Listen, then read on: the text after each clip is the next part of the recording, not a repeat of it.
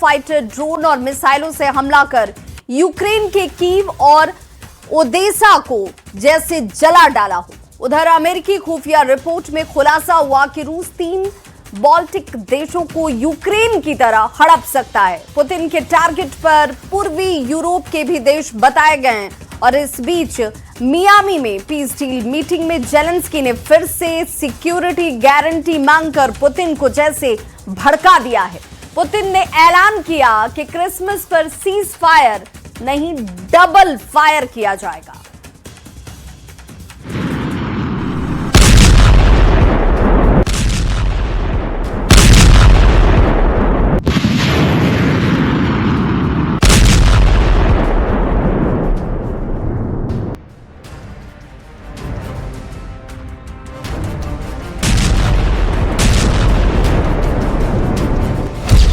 तेरह 100 fighter drone से हमला।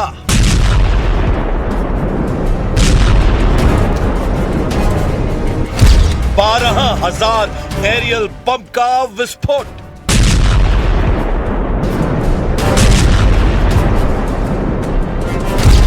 नब्बे मिसाइलों के धमाके।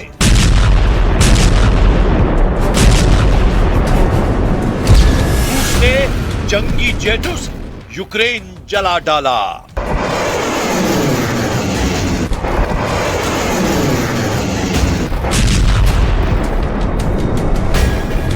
रूस ने भयानक बदला लिया है। रूस यूक्रेन को दहलाने लगा है। रूस तब तक मारता रहेगा जब तक जेलेंस्की अपना पद नहीं छोड़ देते, जेलेंस्की जब तक घुटने नहीं टेक देते, जेलेंस्की जब तक पुतिन से माफी मांगकर हर शर्त मंजूर नहीं कर लेते, तब तक यह बारूद बरसेगा, तब तक यूक्रेन जलेगा, तब तक यूरोप डरेगा। जेलेंस्की ने पुतिन की दुखती रग छेड़ दी है। जेलेंस्की ने पुतिन के अहम पर हमला किया है। पुतिन अपने जनरल की मौत का मातम मनाने को भी तैयार नहीं है। पुतिन इतने गुस्से में हैं कि अब उन्होंने ट्रंप की किसी बात पर भरोसा नहीं करने का ऐलान कर दिया है, क्योंकि पुतिन अब उसी शर्त पर युद्ध का अंत करेंगे जिसकी वजह से 2022 में यह युद्ध शुरू हुआ था। वो शर्त ऐसी है जिसे सुन ट्रंप के पैरों तले जमीन खिसक गई है। यही वजह है कि ट्रंप ने भी यह मान लिया है कि पुतिन जेलेंस्की के बीच बेइंतहा नफरत है। And the talks are going along, and I say that there's tremendous hatred between these two leaders, between President Putin, President Zelensky, tremendous hatred, and I hope we can get it done. Zelensky से नफरत की आग में जल रहे Putin Ukraine नहीं Europe पर कब्जे का सिग्नल दे रहे हैं। जेलेंस्की से दुश्मनी निभा रहे पुतिन सोवियत संघ वाला नक्शा फिर से बना रहे हैं। ट्रंप से पीस डील के बीच पुतिन ने 32 देशों के सैन्य संगठन नाटो को बर्बाद कर डालने का प्लान बना लिया है। 23 दिसंबर की रात पुतिन ने यूरोप की तबाही का ट्रेलर यूक्रेन में दिखाया है। पूरे यूक्रेन में अंधाधुंध मिसाइलों और ड्रोन हमलों से रूस ने तहलका मचा दिया। रूस ने यूक्रेन के एनर्जी सेंटर तबाह किए हैं।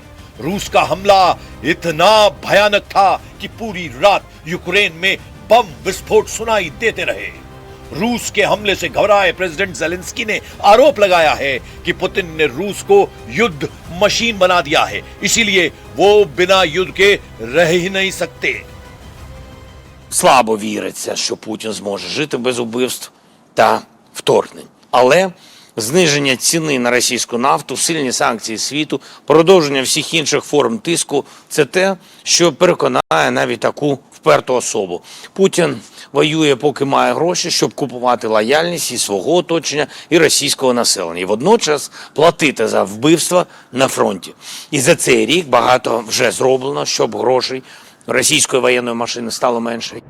जेलेंस्की से अलग सुर आलाप रहे प्रेसिडेंट डोनाल्ड ट्रंप पुतिन से पीस डील को फाइनल स्टेज में बता रहे हैं, मगर जो बात जेलेंस्की कह रहे हैं वही इनपुट अमेरिकी खुफिया एजेंसी की टॉप सीक्रेट रिपोर्ट में सामने आई है। रॉयटर्स के मुताबिक पुतिन के इरादे वही हैं जो 2022 में यूक्रेन पर हमले के वक्त थे। अमेरिकी खुफिया रिपोर्ट के मुताबिक पुतिन पूरा यूक्रेन और पूर्व सोवियत ब्लॉक के देशों, जिनमें नाटो सदस्य भी शामिल हैं, उन्हें कब्जा करने की कोशिश में है। अमेरिकी हाउस इंटेलिजेंस कमेटी के डेमोक्रेट मेंबर माइक क्विगली ने दावा किया है कि पुतिन को यूक्रेन से ज्यादा बहुत कुछ चाहिए। वहीं अमेरिका की खुफिया रिपोर्ट को रूस ने सिरे से खारिज कर दिया है। Мы не знаем, насколько они достоверны, это первое. Мы действительно видели какие-то разрозненные сообщения на этот счет, но даже если это соответствует действительности, то это из разряда ситуации, когда разведка делает какие-то ошибочные рассуждения, исследования и выводы. Это абсолютно не соответствует действительности. अमेरिकी इंटेलिजेंस रिपोर्ट सामने आते ही यूरोप और नाटो देशों में हड़कंप मच गया है। वहीं रूस ने खुफिया रिपोर्ट के दावे को मनगढ़ंत बताते हुए फिर से गारंटी दी है कि वो नाटो पर कोई हमला नहीं करेगा। И не преследует приписываемые нашей стране завоевательные цели. Как уже говорилось президентом России, мы даже готовы зафиксировать это юридически в контексте потенциального урегулирования нынешнего кризиса на основе принципа равной и неделимой безопасности. इसके मायने ये बिल्कुल भी नहीं कि पुतिन अपने दुश्मनों को माफ करने वाले हैं। खासकर अपने जनरलों पर हुए सीरियल हमले का बदला लेने के लिए रूस हर हद पार करने के लिए तैयार है। यूक्रेन ने रूस के कई टॉप जनरल्स को मौत के घाट उतारा है, जिसमें लेटेस्ट नाम लेफ्टिनेंट जनरल फनील सरवारोव का है। जनरल फनील रूस की आर्मी ऑपरेशनल ट्रेनिंग निदेशालय के प्रमुख, यानी उनके पास रूस की सेना की ट्रेनिंग का पूरा जिम्मा। जनरल फनील से पहले यूक्रेन पर लेफ्टिनेंट जनरल यारोस्लाव मोस्कालिक को 25 अप्रैल 2025 को मॉस्को के पास कार बॉम्ब ब्लास्ट में उड़ाने के आरोप लगे थे। यारोस्लाव रूसी सेना में ऑपरेशनल डायरेक्टरेट के डिप्टी हेड थे। वहीं मॉस्को में ही लेफ्टिनेंट जनरल इगोर किरिलोव को 17 दिसंबर 2024 को इलेक्ट्रिक स्कूटर में रखे बम धमाके से उड़ा दिया गया था। जनरल किरिलोव रूस के न्यूक्लियर, बायोलॉजिकल और केमिकल प्रोटेक्शन ट्रूप्स के चीफ थे। किरिलोव से पहले वैलेरी निकोलाएविच ट्रैंकोवस्की को 13 नवंबर 2024 को क्राइमिया के सेवास्तोपोल में बम विस्फोट में उड़ा दिया गया था। कैप्टन वारेली काला सागर में तैनात 41वीं मिसाइल शिप ब्रिगेड के चीफ ऑफ स्टाफ और डिप्टी कमांडर थे। रूस के जनरलों पर हुए हमले का पैटर्न हर बार मेल खाता रहा। ऐसे धमाकों के लिए यूक्रेन की एसबीयू कुख्यात है। इसीलिए रूस में टारगेट किलिंग के आरोप हर बार यूक्रेन पर लगे। बदले में रूस ने यूक्रेन को धुआं धुआं कर डाला है। लेकिन अब की बार पुतिन रुकने के मूड में नहीं दिख रहे हैं। पुतिन पहले ही साफ कर चुके हैं कि नाटो की कमान जिस अमेरिका के हाथ में है, वो अब रूस को दुश्मन नहीं मानता है। ऐसे में नाटो सेक्रेटरी मार्क रूटे की बयानबाजी बेमानी है। जाहिर है, अगर अमेरिका नाटो देशों का साथ नहीं देता तो रूस के लिए यूरोप को सबक सिखाने में वक्त नहीं लगेगा। Что такое? Ну, читать-то умеете? Как это вы НАТО нацеливаете на войну с Россией, если главная страна НАТО нас противником и врагом не считает? Это просто, не знаю, даже уровень профессиональной подготовки на этом месте является недостаточным. Надо внимательно относиться к своим обязанностям, посматривать по сторонам. Это касается не только генсекретаря, но и многих других западных лидеров. पुतिन अमेरिका के रहते नाटो से दुश्मनी मोल लेने का जोखिम नहीं उठाना चाहते हैं, लेकिन अमेरिका के बगैर वो किसी भी संगठन की धज्जियां उड़ाने की पावर रखते हैं। लेकिन पुतिन का टारगेट सिर्फ उस नक्शे पर है जो सोवियत युग में हुआ करता था। पुतिन फिर से union of Soviet socialist republics जैसा महादेश बनाने की रणनीति पर आगे बढ़ रहे हैं। 1991 से पहले सोवियत संघ 15 गणराज्य का एक संघ था, जिसके झंडे तले सबसे बड़ा इलाका रूस का था। रूस के बाद दूसरा बड़ा इलाका यूएसएसआर में यूक्रेन का था। इसमें बाल्टिक देशों के एस्टोनिया, लातविया और लिथुआनिया थे। सोवियत संघ में पूर्वी यूरोप के बेलारूस और मोल्दोवा थे। कॉकेसस इलाके के जॉर्जिया, आर्मेनिया, अजरबैजान यूएसएसआर का हिस्सा थे। वहीं मध्य एशिया से कजाकिस्तान, उज्बेकिस्तान, तुर्कमेनिस्तान, किर्गिस्तान और ताजिकिस्तान से मिलकर सोवियत संघ बना था। अमेरिकी इंटेलिजेंस रिपोर्ट में जिन देशों को पुतिन से फिलहाल खतरा जताया जा रहा है वो बाल्टिक देश और पूर्वी यूरोप के हिस्से वाले हैं। जाहिर तौर पर बेलारूस को पुतिन से कोई खतरा नहीं, मगर यूक्रेन के बाद बाल्टिक देशों की दुगदुगी पुतिन ने बढ़ा दी है। प्रेसिडेंट जेलेंस्की ने जानकारी दी है कि रूस क्रिसमस पर किसी भी तरह का सीजफायर नहीं करने वाला है।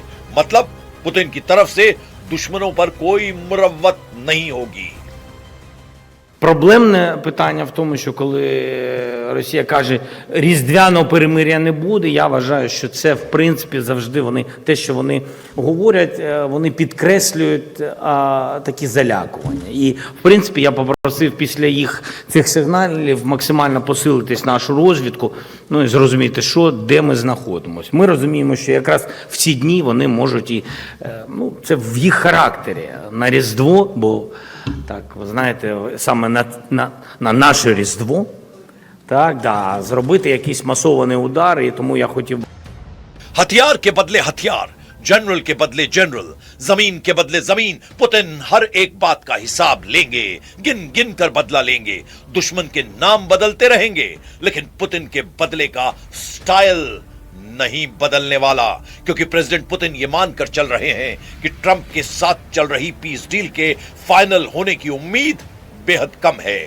मियामी में चल रही पीस डील पर पुतिन के प्रवक्ता दिमित्री पेस्कोव ने नाराजगी जाहिर की है।